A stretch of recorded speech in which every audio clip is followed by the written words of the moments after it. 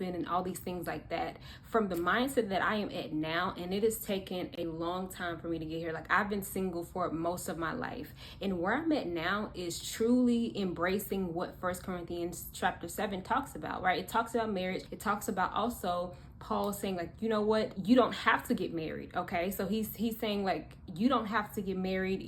That doesn't have to be your story. We're gonna have many troubles in this life. And the unmarried, they think about, how can I please God, right? And then those who are married, because they are married, they have to think about, like, how I'm gonna please my wife, how am I gonna please my husband. The reason why I've came to this mindset is because for me, I have been able to see how God has been there for me through some very hard seasons in my life. And I just had to realize, like, I'm doing all these things looking for love, looking for acceptance, and even looking for a way to prove that I'm lovable through marriage. And God is like, wait a minute, but I'm here.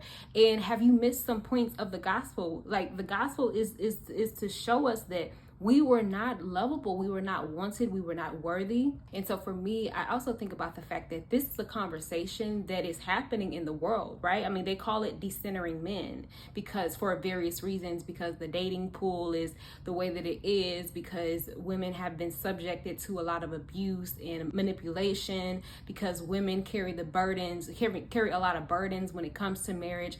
All these things, they're having this conversation. For me as a believer, it's not simply decentering men. As believers, we are called to not only decenter men, but to decenter women, decenter anyone, idols, anything that is getting in the way of us keeping God as our centerpiece.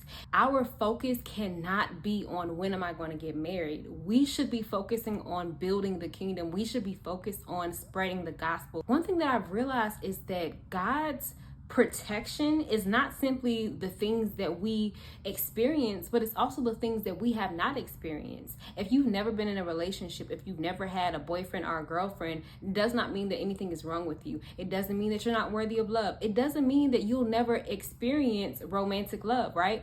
But what I'm saying is that we have the ability to make that decision. If you want to serve God and not get married, you're free to do that. And so that's just one of the things that I want to comment on. But yeah, I think that we can experience so much more in this life. It can be a form of protection. The things that we have not experienced can be God protecting us from people who may not have the best intentions, people who, whatever the case may be. Like, the fact that you haven't experienced love or all these things that comes with it, it doesn't mean that you are missing out. Sometimes it means that God is protecting you. It is so much better to experience bouts of loneliness, because it'll come. It's here and it'll come, right? It's far better to experience bouts of loneliness in your singleness than to experience a lifetime of loneliness